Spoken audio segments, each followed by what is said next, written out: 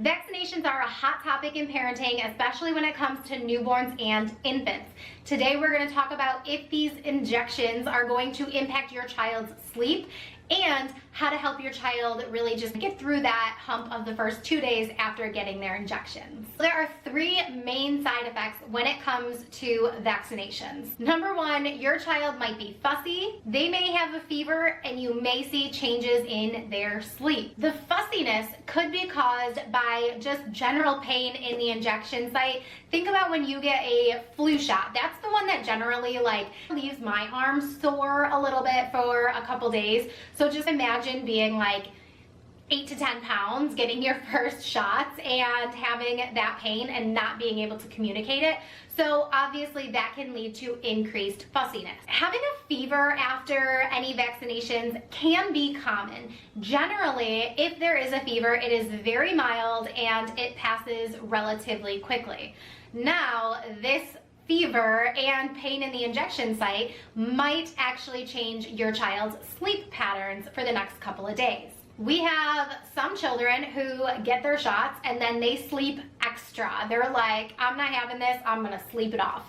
And then we have the babies who are just not gonna sleep at all because they're going to be a little bit extra fussy, need a little bit of extra cuddling, and that's okay too, but they may be sleeping less, which means you might be sleeping less. So let's jump into some of my tips on how to help your child sleep better after they get these shots. Number one is extra comfort. Now, this goes for extra cuddling, maybe extra feeding, maybe some swaddling, depending on your baby's age.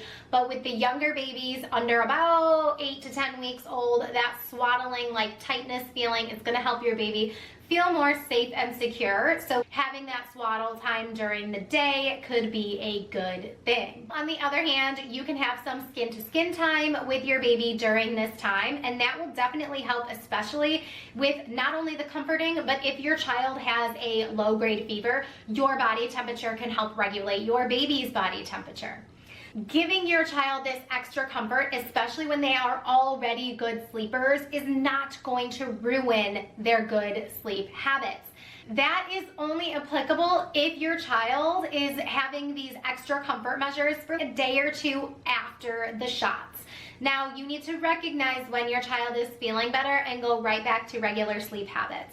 But on the flip side, if you have a child who is not sleeping independently and everything is so much worse after they get their shots, then I want you to download in the description box down below, and I will pin it in the comments. I'm going to give you a link to my free baby sleep guide. This is going to give you 5 tips to help make sleep better before you actually sleep train. So these are things that you need to apply to your child's sleep habits before jumping into a formal sleep training method. Tip number 2, I know number 1 was long-winded, so we'll fly through the next ones. Tip number 2 is pain relief. Now, this is going to be something that you need to talk to your doctor about. I am not a doctor. Depending on your child's age, you may or may not be able to give them pain medication such as ibuprofen. Ibuprofen will reduce inflammation and swelling, especially in the injection site, so that may be helpful for your child. Now, speak to your doctor depending on your child's age and ask what dosage is appropriate, if this medication is appropriate at all. And of course, read the bottle on whatever infants or children's Tylenol, Motrin, whatever you may be using. But again, not medical advice, not a doctor. That's your disclaimer. The other thing you can do for some pain relief is to have cold compresses, and I'm tapping my thighs because we always like the babies who have really juicy thighs, like my kids, where'd they get it from? They got it from their mama. But they always do the shots in the baby's thighs because that's the least likely to have a reaction because there's so much meat on those bones. But if they do have a red swelling, anything on the injection site, then you could put a cold compress there. Tip number 3 is to hydrate your child. Yes, this might mean extra feedings, whether it's breastfeeding or bottle feeding. You may want to offer an extra 1 or 2 ounces here and there if they are extra fussy. Sometimes really just having that soothing milk in their bellies helps them calm the fussiness. Now, especially if your baby has a fever, you want to make sure that you're offering some extra feedings, because as their body is working to fight off the fever, they're burning more calories and they probably are going to be more hungry. Now, the most important thing here is to monitor for anything getting worse. The actual worst of it should be within the first 24 hours.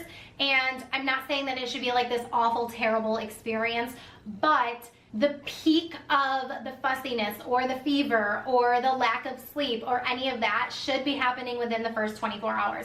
If you're seeing a more red bump coming up from the injection site, or if you're seeing hives or splotchiness or any of that, you need to call your pediatrician and get your kid seen right away. I don't want you to wait too long and think that all of this is completely normal.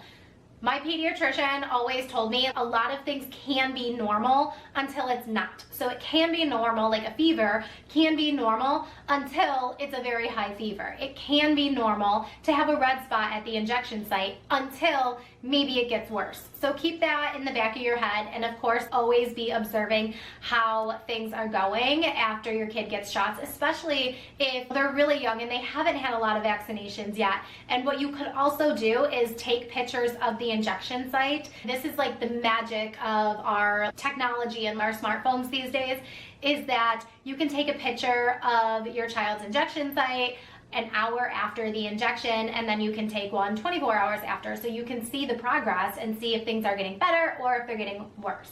I hope that you enjoyed this video. I hope you learned a lot, and don't forget, grab the free baby sleep guide in the description box down below, also pinned in the comment section, and keep blooming. Mwah!